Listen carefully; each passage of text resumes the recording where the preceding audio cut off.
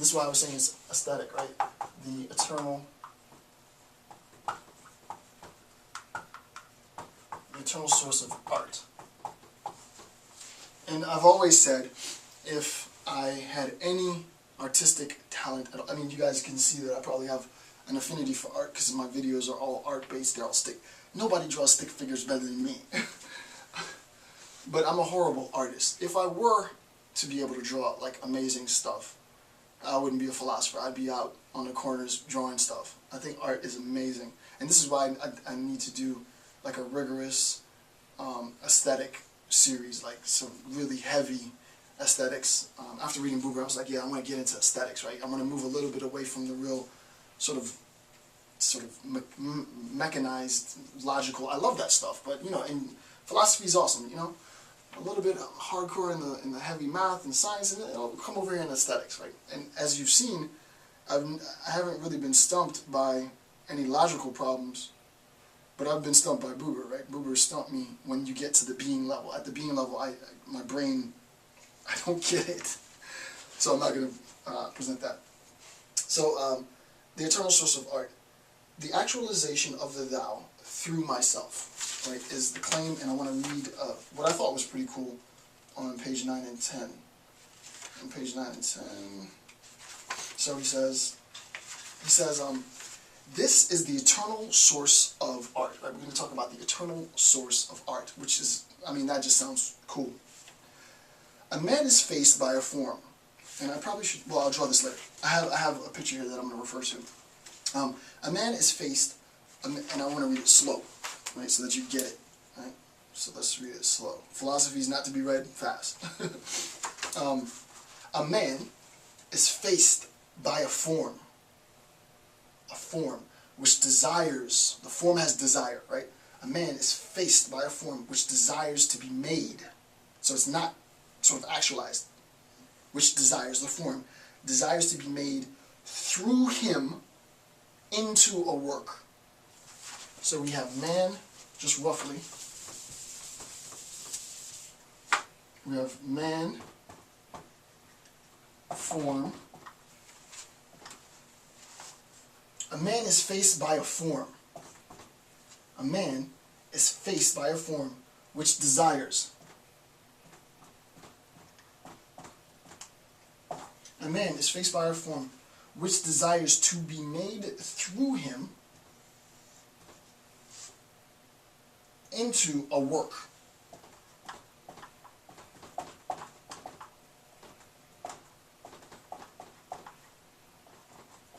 Right? Work, this work is a product. This work, the end goal, is a product of this desire. Right?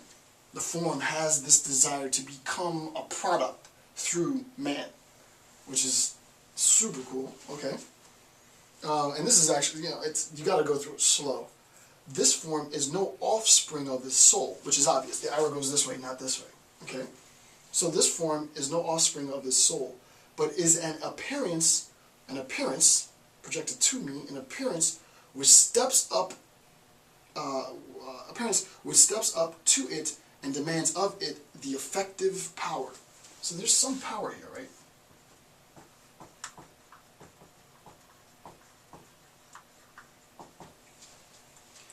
The effective power. The man is concerned with an act of his being.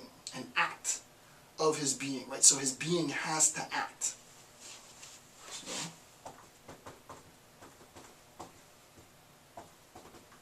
right? His being is acting. It starts to churn something. It starts to do something. So the man is concerned with the act of his being. If he carries it through, it being this process, if he speaks the primary word, which you know is the I, thou, out of his being, and he doesn't actually speak it, we know that the primary word I, thou, it can be uttered, but I, thou can't be uttered. I, thou is spoken through being, right, the whole being. If he speaks the primary word out of his being to the form which appears, so if he speaks it to the form which appears, then the effective power streams out and the work arises. The work arises.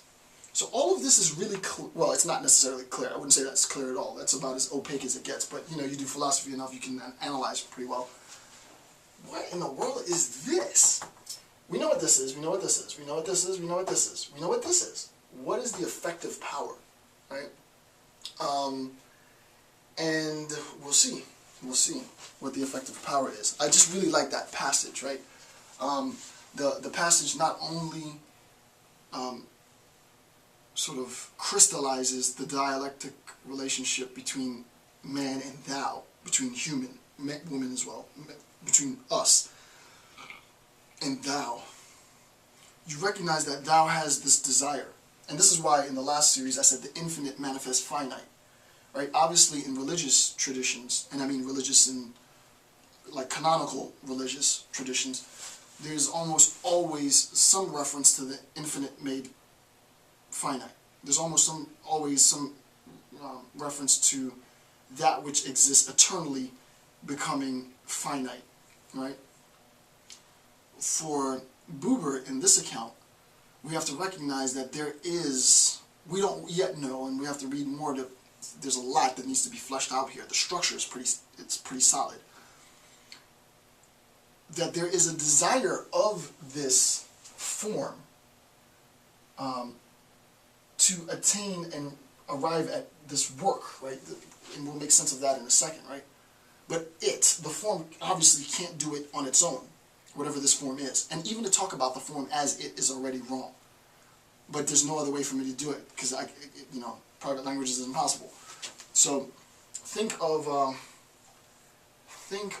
this. The clearest idea that I have is the idea of diffusion, right? So imagine that you're in the bathroom and you crank up the shower, and the shower is super hot, and it's just you know, a great super hot shower. It's completely fogged out, right? It's really water vapor, it's not steam, but that aside, so it's full with water vapor, the whole bathroom's all fogged out. And you open up the door to a cooler room, well, there's laws that govern, right?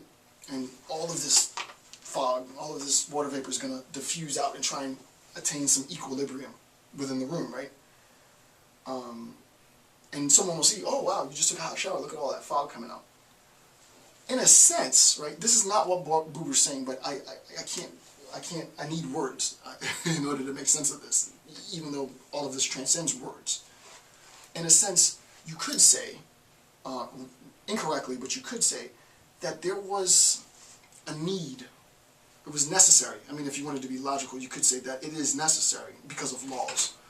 It is necessary that high concentrations of water vapor will diffuse to attain some equilibrium in another room. So there was this desire to attain this sense of equilibrium. It moved, but in order for it to do that, the water vapor, in a sense, needed me to open the door, because the water vapor doesn't have the abilities to open the door and allow itself to diffuse to a state of equilibrium. Hopefully that example makes some sense, right, of what's going on. It's that the form is attempting to attain something. It wants a product. And you can't even use it or product, but you have to, right? But there is this desire to attain that which, this is probably better, there's a desire within the form to attain that which it cannot attain on its own, and I'm using it, and the way that this is attained is through us. That's the clearest way to say it, right? So that there's a relational account. We can see that it needs us, but the question is, well, what is it that we're getting, right? Well, obviously we know that this appearance has something to do with it, right? And I don't want to get into that too much.